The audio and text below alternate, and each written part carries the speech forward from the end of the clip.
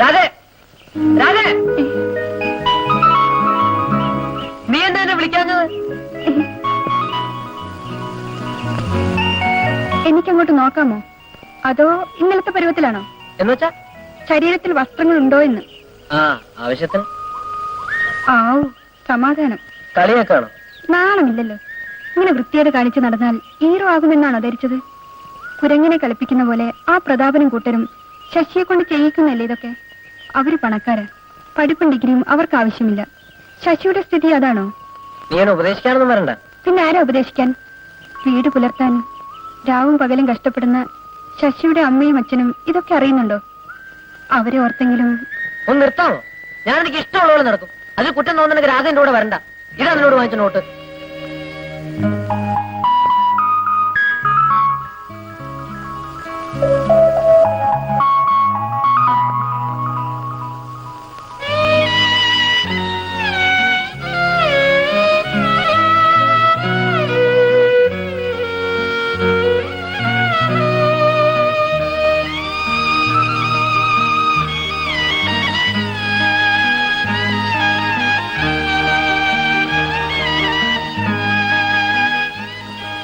ഇതാ ഇതാ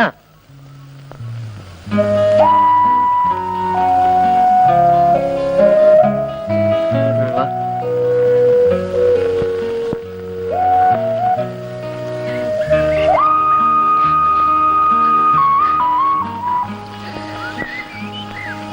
ശശി, ഈ കളി തമാശയിൽ നഷ്ടപ്പെടുന്നത് എന്താണെന്ന് ഇപ്പോൾ നമുക്കറിയില്ല. നാളെ തനിച്ച് സ്വന്തം കാലിൽ നിൽക്കേണ്ടി വരുമ്പോൾ ഇന്ന് ചെയ്യുന്ന തെറ്റുകൾ തിരുത്താനും കഴിയില്ല. ഇനിയെങ്കിലും ശശി പഠിക്കണം, പഠിച്ച് വലിയ ആളാകണം.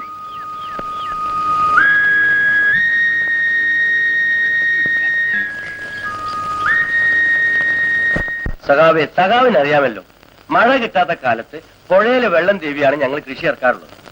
ഇപ്പോഴാ വെള്ളത്തിന്റെ കാറ്റ് തട്ടിയാൽ നെല്ലല്ല തെങ്ങിന്റെ കൊരള് വരെ കരിഞ്ഞു പോകും. ഫാക്ടറിന്ന് പുഴയിലേക്ക് ഒഴുകുന്ന വിഷമല്ലേ? സമരസമിതിക്കാര് 3 പ്രാവശ്യം വന്ന് പിരിവെടുത്തു പോയി. പിന്നെ അവരെ കണ്ടിട്ടില്ല. ഞങ്ങൾ എന്താ ചെയ്യാ? അതാലോചിക്കാനാണല്ലോ ഞാനിങ്ങോട്ട് വന്നത്. അതിനു മുൻപ് എനിക്കൊരു കാര്യം പറയാനുണ്ട്. കൃഷിഭൂമി കൃഷിക്കാർക്കെന്ന് വിളിച്ചു പറയാൻ സഖാവാണല്ലോ ഞങ്ങളെ പഠിപ്പിച്ചിട്ടുള്ളത്. ഇപ്പൊ ഞാൻ സഖാവിനോട് പറയുന്നു, എനിക്ക് കൃഷിഭൂമി വേണ്ട, പകരം കൃഷിപ്പണിതാ. അതെന്താ? ഫാക്ടറിയിൽ നിന്ന് ഒഴുകി വരുന്ന നാറിയ വെള്ളത്തെക്കാൾ ഇവിടുത്തെ കൃഷിപ്പണിക്ക് നാശം ചെയ്യുന്നത് യൂണിയൻ നേതാക്കന്മാരാ. കഴിഞ്ഞ ദിവസം ഞാൻ പാടത്തെ കുറിച്ച് വളം തലച്ചുമടായി കൊണ്ടുപോകുമ്പോൾ ആ കുട്ടപ്പൻ അതെന്നെ കൊണ്ട് ഇറക്കി വെപ്പിച്ചു. എനിക്ക് ചുമക്കാൻ അനുവാദമില്ലെന്ന്, അതിന് ചുമട്ടുതൊഴിലാളിയെ വിളിക്കണമെന്ന്. ഇവിടെ എവിടെയാ സഖാവേ ചുമട്ടുതൊഴിലാളികൾ? തൊഴിലാളികൾക്ക് മുട്ടപ്പനെ കൊണ്ട് ഉപദ്രവ, എന്നും ഓരോ പിരിവ്. ഈ പോക്കിരിത്തരങ്ങൾ നിർത്തിയില്ലെങ്കിൽ നാളെ നമ്മൾ കൊടിയിൽ അരിവാള് കാണില്ല, ചുറ്റിയേ ഉണ്ടാവൂ. ഇത്തരം തെമ്മാടികളുടെ പാർട്ടിയിൽ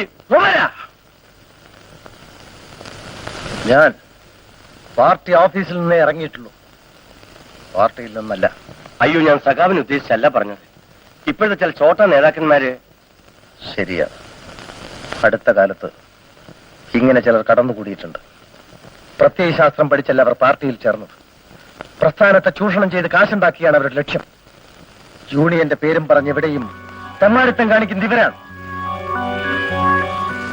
ഇത് ഈ നാടിന്റെ ശാപമാണ്.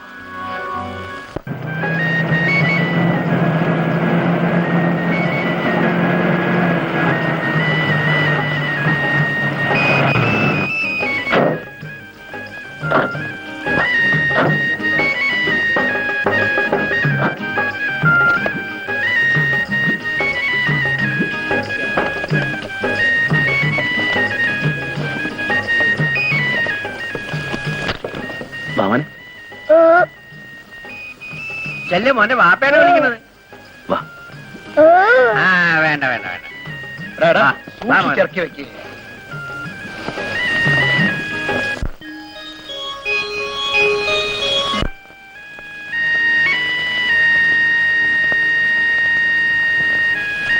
ഇത് വാപ്പക്ക് സാരി. നീ ഇത്താത്തങ്ങളുടെ പപ്പാതി എടുത്തു. ഷാജുവിന് വാങ്ങിയതാ.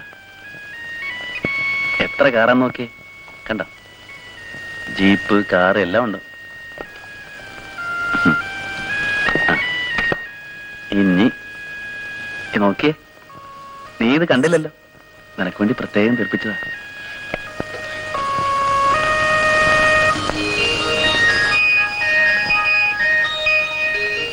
എനിക്ക് വേണ്ട. വേണമെങ്കിയോ?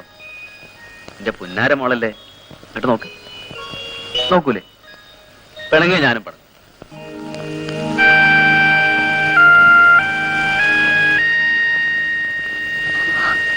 എനിക്ക് നിങ്ങളെ പൊന്നും പണവും വേണ്ട. നിങ്ങളില്ലാതെ എത്ര കാലം ഒറ്റയ്ക്ക് കഴിയാ. ചിലപ്പോ തോന്നും എന്തേലും കഴിച്ച ചത്തളെ. നബീസ, എന്റെ വിഷമം അനക്കറിയൂലേ? ഞാനും ഒറ്റക്കല്ലേ അവിടെ കഴിയണത്. അന്നേം കുട്ടീനെയും കാണാൻ പൂതിയില്ലാഞ്ഞിട്ടാ തന്നെ. അല്ല നബീസ, അവിടെ കുടുംബമായിട്ട് താമസിക്കാൻ വീട് കിട്ടണ്ടേ? അടുത്തവണ വരുമ്പോ എന്തായാലും നിന്നെ ഞാൻ കൊണ്ടുപോകും. ഇനി ഒരു കൊല്ലം കൂടെ. ഇങ്ങനെ പറയാൻ തുടങ്ങിയിട്ട് എത്ര കൊല്ലായി? ഇനിയിപ്പോഴാ മൂത്ത് നരച്ചിട്ടോ? ഓ, ഒരു കൊല്ലം കൊണ്ട് നീ മൂത്ത് വരയ്ക്കൊന്നുമില്ല. കളിയാക്കല്ലെന്ന് പുറത്തെത്താത്ത കേൾക്കും. ഓലിക്ക് ഇവിടുത്തെ കാര്യം അറിയാത്ത പോലെ. വിളക്ക് അവിടെ ഇരിക്കട്ടെ.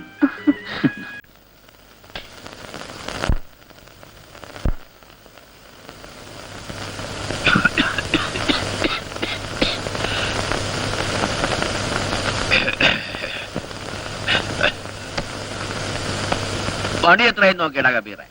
2:45. അവിടെ എത്തുമ്പോഴേക്കും സിനിമ കൊടുക്കും. ഷാജുമൻ എന്ത് ചെയ്യും? എനിക്കറിയില്ല. അതൊക്കെ ഞാൻ പറഞ്ഞിട്ടുണ്ട്. ദുബായിലേക്കുള്ള NOC മാത്രം നമ്മൾ എടുത്തു കൊടുക്കും. അവിടെ സലീമിന്റെ കൂടെ താമസിക്കാം, പണി കിട്ടുന്നവരെ. നിങ്ങൾ ഈ കാര്യം പുറത്തു പറഞ്ഞ മനുഷ്യന്മാരെ എനിക്ക് ഇരിക്കപ്പുറത്ത് തരില്ല. എല്ലാത്തിനും ദുബായി പോണം. നമ്മൾ അവിടുത്തെ ഷേക്കാണെന്ന ഇവിടെ വിചാരം. മോനെ ഒന്ന് വേഗാക്ക്, സിനിമാ കളി തുടങ്ങിപ്പോവും. മതിയാ മതിയാ മതി. എന്നാ എണീക്ക്.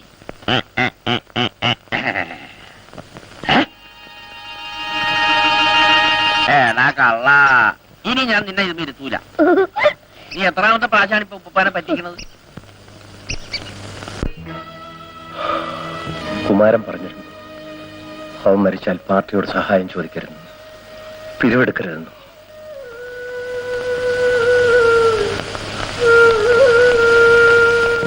പെണ്ണിനെ പഠിപ്പിക്കാനും കുടുംബച്ചെലവ് നടത്താനും ഈ ചൂടി പിരിച്ച് കിട്ടുന്ന കാശ് കൊണ്ട് തികയോ? അവന്റെ പെൻഷൻ ശരിയായിരുന്നെങ്കിൽ എന്റെ വിഷമം കുറെ തീരുമായിരുന്നു. ആ, വില്ലേജ് ഓഫീസിൽ നിന്ന് ഞാൻ വാങ്ങിച്ചു സർട്ടിഫിക്കറ്റ് കൊടുത്തിട്ട് എന്തായി? അത് ഇതല്ല ഞാൻ പറഞ്ഞത്, ജനനമരണ ഓഫീസിലെ സർട്ടിഫിക്കറ്റ് ആണ്. അത് ഞാൻ നേരത്തെ തന്നല്ലോ സാറേ. അതിലൂടെ ഫയലിൽ കാണണ്ടേ? അപ്പോ ഞാനിനി എന്ത് ചെയ്യണം? എന്നോടാ ചോദിക്കുന്നത്? നിങ്ങളിങ്ങനെ ഒന്ന് ബുദ്ധിമുട്ടിച്ചാൽ വിഷമമാണ്. എനിക്കിവിടെ വേറെ ജോലിയുണ്ട്.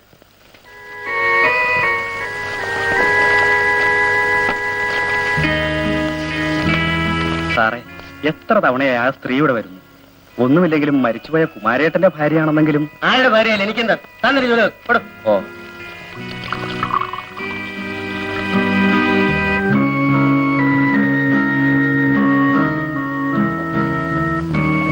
സർട്ടിഫിക്കറ്റിന്റെ കാര്യം അങ്ങേര് ചുമ്മാ പറയുന്നതാ. കാര്യം നടത്തണമെങ്കിൽ അങ്ങേർക്ക് കിട്ടാനുള്ളത് കിട്ടണം. ഒരു 500 രൂപയെങ്കിലും കൊടുക്കാതെ അങ്ങേര് സ്വന്തം അപ്പന്റെ പെൻഷൻ ആണെങ്കിലും കടലാസ് നിൽക്കത്തില്ല. നിങ്ങൾ പോയി ഒരു 500 രൂപയെങ്കിലും കൊണ്ടുപോവാ.